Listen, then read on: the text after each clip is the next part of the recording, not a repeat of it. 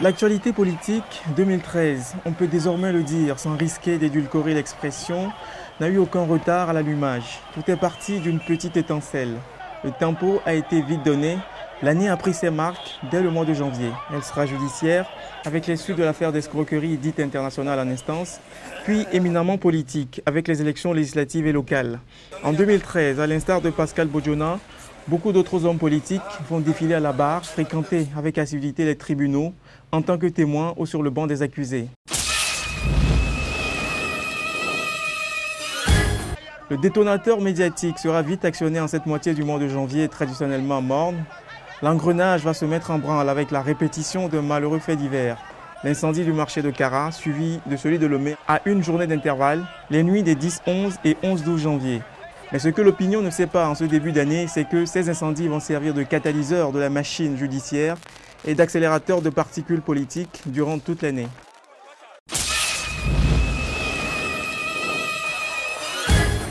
Le principe d'un incident accidentel, c'est qu'il ne se répète pas. Alors la piste criminelle est dès le début de l'enquête privilégiée.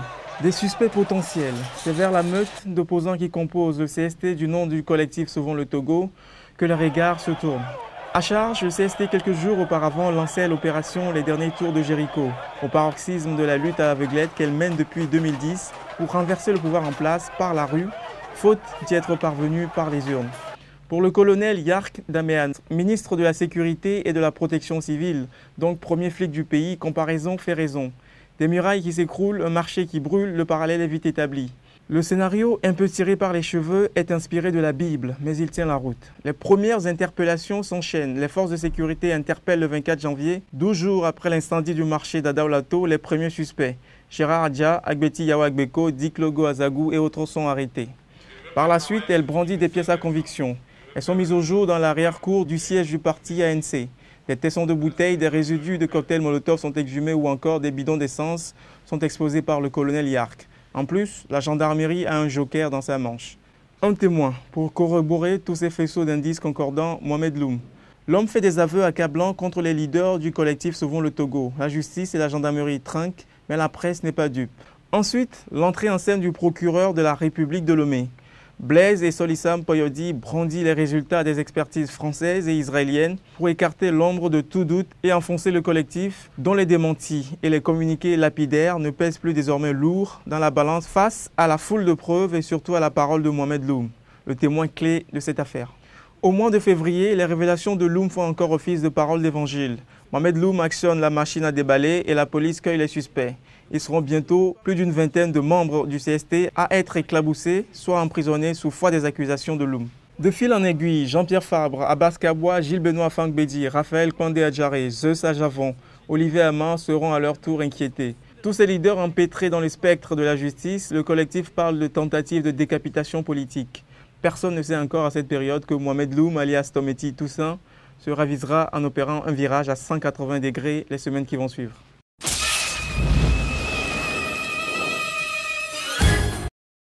En mai, le Sénégalo-Togolais défraie à nouveau la chronique depuis sa cellule de la prison civile de Lomé. La balance épingle cette fois ceux qui l'auraient soi-disant manipulé. Il cite des noms, beaucoup d'autres noms et pas des moindres. Des membres du premier cercle du régime comme Ingrid Awadé, Félix Katanga, Yark Daméan, Abbas Banfo, Charles Debache ou encore Faure Gnassingbé lui-même.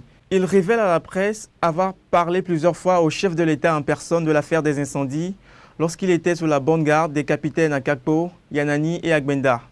Regain de lucidité ou excès de démence, Loum prend sa plume et écrit à Jean-Pierre Fabre. Le témoin clé dans la lettre qui lui est attribuée présente ses plates excuses au désormais accusé à tort qu'il reconnaît avoir fait mettre sous les verrous, sous la torture et par cupidité. Le principal témoin se rétracte, mais l'affaire est loin de faire pchit.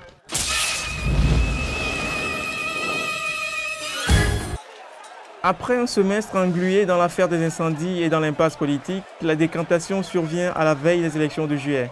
Le très haletant feuilleton politico-judiciaire connaît une pause avec les premières libérations préélectorales. D'abord à Gbeyomé dès le 25 février, ensuite Gérard Adja, Jean Eclou, Alphonse Pogbo recouvront la liberté. Au soir du 21 juin, la CENI fait ses comptes et ils sont bons. Tous les partis significatifs dont le CST qui traînait des pieds ont pris le train électoral en marche. Les mènera-t-il à bon port ? La composition déséquilibrée de la CENI, qui fait la part belle au duo Unir FC, et le découpage électoral qualifié d'inique, restent encore les principaux points d'achoppement qui cristallisent encore et toujours les critiques de l'opposition et alimentent les réticences. Mieux vaut tard que jamais. À la veille même de l'élection, la prestation de serment in extremis des 3 derniers membres de la CENI à la place de l'opposition extra-parlementaire obtenue au forceps par la médiation de la dernière chance de Monseigneur Nicodème Barriga sonne comme un ouf de soulagement. Le processus électoral lancé en catastrophe peut espérer connaître un atterrissage en douceur. Mais les carottes ne sont-elles pas déjà cuites? La campagne pourra-t-elle conjurer la débâcle électorale qui s'annonce pour le 25 juillet? C'est une autre histoire.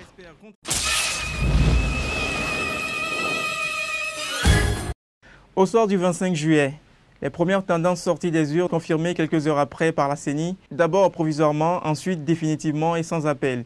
L'UNIR écrase tous ses concurrents en enlevant 62 des 91 sièges en compétition, plus que la majorité absolue. Fin des illusions et des rêves de réformes constitutionnelles et institutionnelles, l'opposition est sur le carreau. Le CST sauve les meubles avec 19 sièges, l'Alliance Arc-en-Ciel limite les dégâts en engrangeant 6 sièges, l'UFC plonge avec 3 sièges et l'indépendance sursaut national ferme la marche avec le dernier siège. Le chantier de la reconstruction et de la reconquête électorale s'annonce ardu. Hégémonie électorale confirmée du parti RPT devenu UNIR, qui réussit brillamment sa mue politique tout en préservant intacte sa base électorale du Nord et s'ouvrant en bonus la clé des champs traditionnellement acquis à l'opposition au Sud. L'opposition radicale incarnée par Jean-Pierre Fabre, tout en conservant la capitale, se fait siphonner des voix sur son terreau naturel, mais réussit des percées historiques au Nord.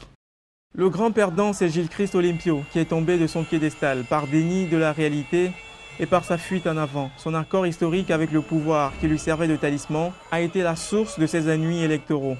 Annoncé comme l'antalgique miracle devant guérir les maux de la jeune démocratie togolaise en apaisant les douleurs et les rancunes du passé, il a été électoralement vomi par le peuple et surtout par l'électorat de l'UFC.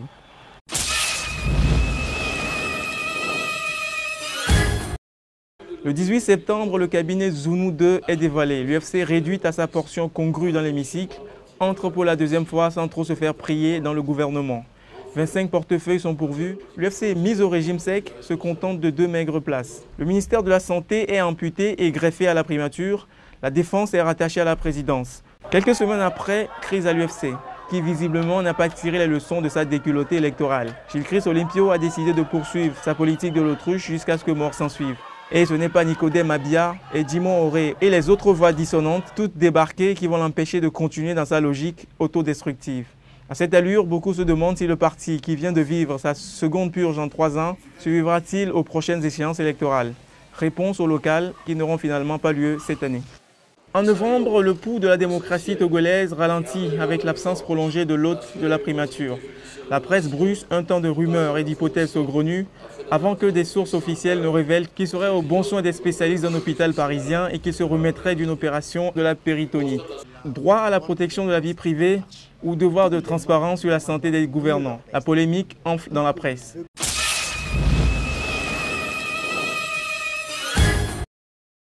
Abbas Kaboua est libéré en septembre. Olivier Ama, par contre, est maintenu en prison.